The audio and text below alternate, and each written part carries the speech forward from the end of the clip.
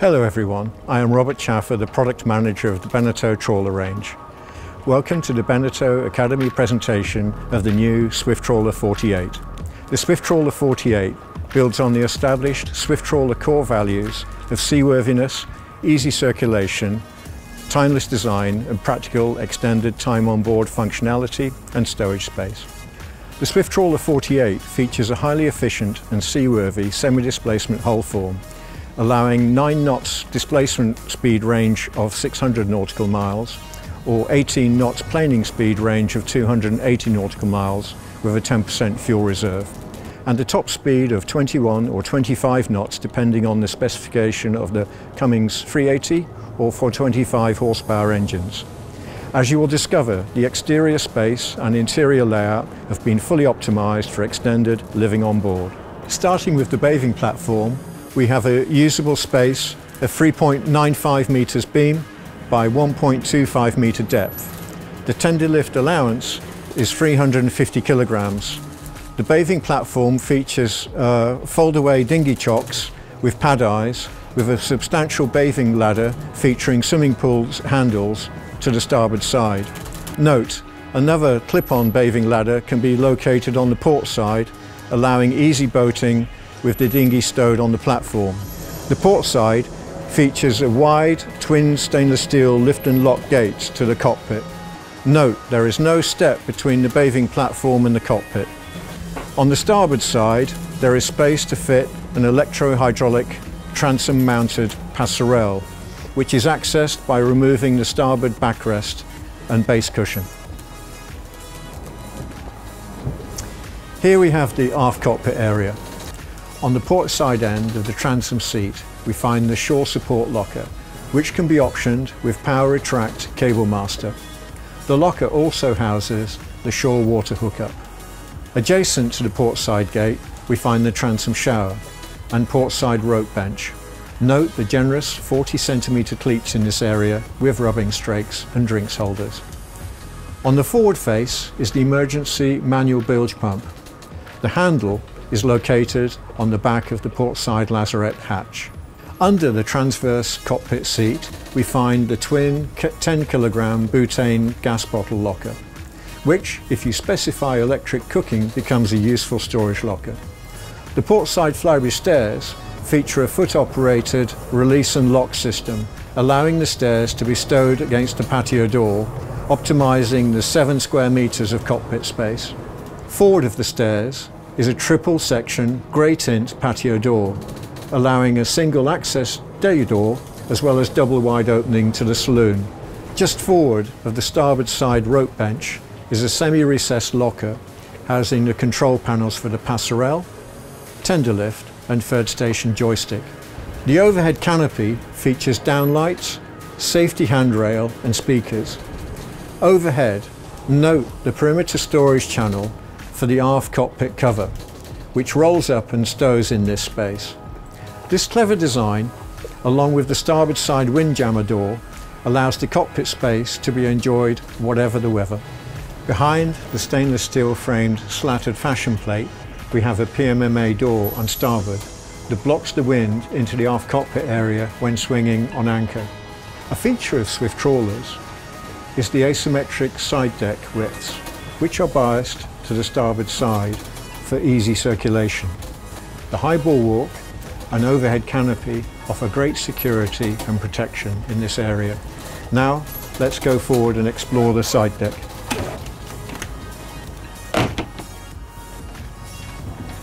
Moving forward, we have a locker for the water filler, then another for the port and starboard fuel fillers, with the deck wash outlet in the side deck step face, and finally black water discharge on the forward side deck. Before the side deck steps, we have a super wide starboard side door with multiple stop positions adjacent to the main helm. Opposite, there is a bulwark gate with fore and aft amidship spring cleats close to hand. This logical layout of all of the service points on starboard, in combination with the pilot's side door and bulwark gate, makes for easy and stress-free docking. A key point refined from many years of Swift Trawler client feedback. So on the foredeck, forward we find a 2.2 metre long by 1.65 metre wide sun pad with drinks holders and an easy to operate pull-up backrest, creating a lovely forward-facing seat to enjoy a sundowner in the evening. The foredeck working zone features a 2000 watt anchor winch with rope capstan and dual anchor stem heads with 40 centimetre cleats close to hand. The second stem head allows the client the flexibility to fit a second anchor and use the rope capstan. The mooring pack includes a 25 kilogram delta anchor with 85 meters of chain. The starboard anchor locker houses the wired remote winch control, and fenders can be stowed above the chain. Note the clever cutout in the hatch that allows the control to be used with the hatch closed. The step-through pulpit with wood step cum seat allows good access and visibility of the anchor during deployment and retrieval. Intelligent touches like this make life easier and safer on board. Up here on the flybridge, we have an overall area of 20 square meters. Starting port side aft is the hatch to the cockpit stairs with safety handrail. On starboard aft, we have over 5 square meters of space that can be used for sun lounges and stowage, etc. On the starboard side outboard of the safety rail, we have space for a life raft canister with pad-eye strap-down points. Forward of this area on starboard is the forward-facing transverse wet bar, which allows the chef to be in good communication with everyone seated forward. The wet bar features a GRP lid over a barbecue grill and sink with a 40-litre fridge and storage locker and waste bin underneath. On the inboard end of the wet bar is the standard boat radar mast. An alternative to the standard mast is the flybridge hardtop option, giving a large shaded area over the forward seating area and featuring a retractable electric sun top, giving an opening aperture of 4.7 square meters. Note, if the hardtop option is selected, then this must be done in combination with the generator and tender lift platform options to ensure the boat's optimum vertical center of gravity is maintained.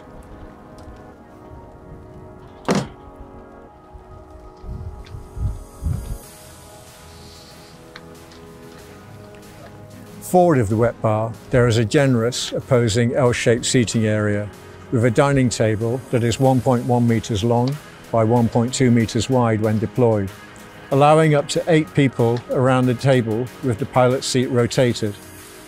The forward ends of these seats feature transform backrests, creating 3 forward-facing seats adjacent to the pilot seat, great for passage making. The central helm console features excellent all-round visibility with engine instruments, switchgear, and space for up to 2 MFD screens or an autopilot, etc. The Cummins joystick and throttles are all arranged for easy docking. The pilot seat features a flip-up bolster, rotation and slide adjustment. The saloon and main pilot station occupies a space of 18.5 meters overall. Coming through the patio doors on port side, we have a large L-shaped galley with Korean worktop. There is a full-height 255-litre fridge freezer adjacent to a gas hob and oven. The alternative is a 2-burner induction hob and a 40-litre multifunction microwave oven. Below this is a pots and pans drawer. Above the cutlery drawer is a rack for the sink infill, and under this is a magic corner unit to ensure maximum storage space. The cupboard underneath the sink houses the waste bin. This space can also be optioned with a dishwasher. Outboard, we have a generous overhead lockers and power points. On the starboard side, we find a sideboard servery unit adjacent to the patio door, and we have light switches above the servery unit. The aft cupboard features a bottle rack and can be configured with Villeroy Boch crockery racks and an illuminated glasses cupboard above. An ice maker can also be fitted here. In the forward cupboards, you can find the ship control web server and one of the saloon aircon units if fitted. In the ceiling above, note the safety handrail. On the port side forward saloon, the 2.35 metre long raised net features an 1100 centimetre by 67 centimetre dining table that can be doubled in size with the optional folding table and electric leg. This option also allows the pilot seat to rotate and join, making up to 7 to 8 place settings. Both the standard and upgrade tables can be lowered to make up a double berth, with a privacy curtain for extra guests on board. Outboard of the dinette is a large sliding opening window, which in combination with the helm door is great for cross ventilation. Forward of the dinette, on the dash top, is a large top entry locker that can be pre-fitted with the parts required for a 43-inch television. In this area you'll also find the plug sockets, light switches and audio controls. The aft end of the dinette features a large drawer which can be replaced by a 23-bottle chiller. Decor-wise, this boat's interior joinery is finished in Alpi oak with oak slatted doors and creme curtains all round. The joinery can also be available in Alpi teak. The main helm console features compass and helm indicator on driver centerline, engine instruments and switchgear. There is space for up to 2 12-inch MFD screens and autopilot. On the right-hand side of the steering wheel are the Lenco trim tabs, Cummins throttles and joystick. The optional Cummins joystick integrates the 170 kg force Schleitner variable speed control bow thruster with the engines. A separate 170 kg force stern thruster can also be specified. The position of these components, adjacent to the starboard side door, allow for easy docking and great situational awareness for the pilot. This can be further enhanced by adding the options of an aft docking camera and Clear Cruise Augmented Reality's 4-peak camera, which identifies targets around your course heading during navigation. Clever touches such as the foam recess with USB plug, drinks holder and thumb screws providing easy access to the underside of the helm console for service access all add to the professional functionality of this area. The comfortable pilot seat features armrests and a flip-up bolster. The pedestal leg features height, slide and rotational adjustment. Behind the helm, on the pillar, are the battery switches and Beneteau ship control panel, which manages all the systems on board. This can also be displayed on the helm MFD screens. In the floor behind the helm seat is a recessed panel containing the emergency fuel shutoffs and engine room fire control systems. Here we have the lower accommodation passageway. On the top of the stairs by the helm we can see the light switches, which are also repeated at the base of the stairs. Underneath the stairs in the passageway you'll find access hatches to the pumps, water heater, the grey shower overboard discharge and the black water tank is forward. Here we are in the owner's forward cabin. The island bed double mattress is 1.8 metres long by 1.6 metres wide, with bedside shelves, corner cave lockers and deep overhead lockers to port and starboard. The overhead hatch and the large hull windows with inset port lights bring lots of natural light and airflow into the cabin. Port side aft is a 3/4 height wardrobe with space on the aft bulkhead for a 26-inch television. The back of the cabin door features a full height mirror, and on starboard side there is a storage cupboard with shelves, and there is a large top opening underbed locker with access to the bow thruster, thruster batteries, charger and isolation switch. Finally, on starboard is the door to the ensuite bathroom. The owner cabin ensuite features a surface mount wash basin with storage underneath, electric toilet and a separate, spacious shower cubicle with seat. Note the clever height adjustable mirror door over the bathroom cabinet. And the bathroom is well served with 2 opening port lights and a deck hatch, providing plenty of natural light and ventilation. The starboard guest cabin features a transverse double bed. The mattress is 1.94 metres long by 1.4 metres wide. There is plenty of storage underneath the inboard end of the bed. This is where you will find the infill cushion for the dinette berth confunction. The cabin features 2 opening port lights and the wardrobe is divided into 2 sections. The upper section is a hanging locker with shelving in the lower part. The lower section can be specified with a washer-dryer. Outboard of the wardrobe are lockers for accessing the circuit breakers, battery breaker control and CAN bus systems. Across the aft transverse bulkhead are access hatches to the battery isolation switches and power distribution and fuses for the passerelle, tender lift and water maker. Here we are in the port guest cabin. We have a hull window with inset port light as well as a separate port light above. Below we have two single mattresses, 1.98 metres long by 75 centimetres wide, and a bedside locker with infill cushion, which can be stowed underneath the inboard berth to make up a large double. We have an overhead locker with cave lockers and a wardrobe door with an ensuite door to the day head. There is a day access door from the passageway and an ensuite door from the port guest cabin. The surface mount wash basin has a large mirror above and storage underneath, electric toilet and spacious separate shower cubicle with seat. The outboard cabinet is above the toilet, and the bathroom is well served with two opening port lights and a deck hatch providing plenty of natural light and ventilation. So here we have the lazarette. Access to the lazarette is via two large hatches in the cockpit floor. Outboard we have the engine pop mufflers on port and starboard, and the flooring inboard is very practical for the storage of optional folding table and chairs, folding bikes, deflated paddleboards, etc. Across the forward transverse bulkhead is the location for the optional generator and isolation switch with battery on port side. If a stern thruster is fitted, the batteries are located underneath the aft lazarette floor hatches with a charger and isolation switch outboard.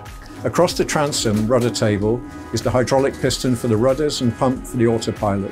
On the bulkhead are the hydraulics for the optional tender lift and passerelle.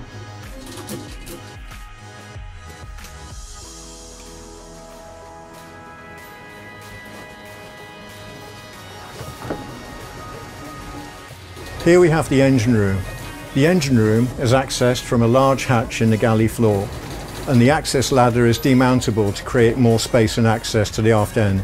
The engines we see here are the Cummins QSB 6.7 litre engines producing 380 metric horsepower. The upgrade option is 425 metric horsepower. The drivetrain is straight shafts through stern glands to the props and rudders. Starting forward, we have port and starboard fuel tanks of 965 litres each, a total of 1930 litres. On port and starboard aft are the 320 litre water tanks, 640 litres in total. The Cummins filters are located inboard either side of the seawater strainers on the aft bulkhead. Between the engines, underneath the central walkway, we have 2 times 12 volt 140 amp hour service batteries and 4 times 50 amp hour engine batteries. So in conclusion, here are the key points of the new Swift Trawler 48. We have a new entry-level Cummins engine, QSB 6.7 litre 380 horsepower. The helm station adjacent to the starboard side door with luxury pilot seat. A large U-shaped seat to port, convertible to double bed. Large aft galley with full height fridge freezer. Starboard side board with optional crockery storage, owner cabin head with separate shower cubicle, port guest cabin with infill mattress and ensuite door, port guest day head with separate shower cubicle, an optional 350 kilogram safe working load tender lift platform and flybridge T-top. Thank you very much for watching this presentation. I hope you found it informative, and we hope to see you on the water soon.